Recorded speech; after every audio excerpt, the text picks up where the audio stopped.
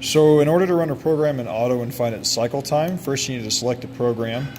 And so we just made a simple program here. And then once it's brought up, you want to hit the window change button, and you'll go to this third little icon, the view icon here, and scroll down to the cycle time clock, and then hit enter again to the cycle time.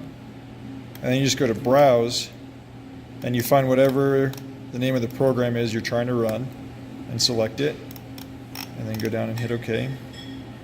And so once you have your program pulled up, then you're ready to run it in auto. So in order to run it in auto, you just stick the key in the bottom here and turn it to auto, and then you have to come over to the safety stop and push this button on the back side.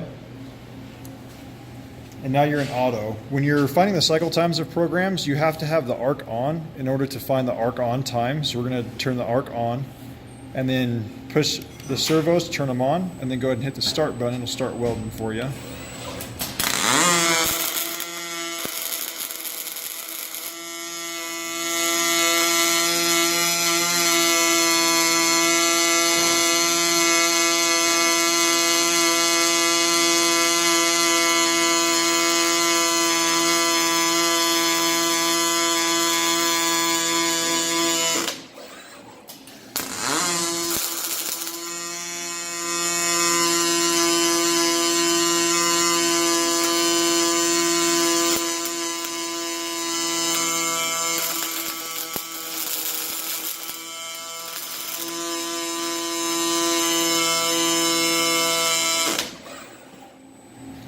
Perfect, and once your program's done running at the bottom here, you can scroll up to the top, back to the view window, go back down to the cycle window, and then click cycle time.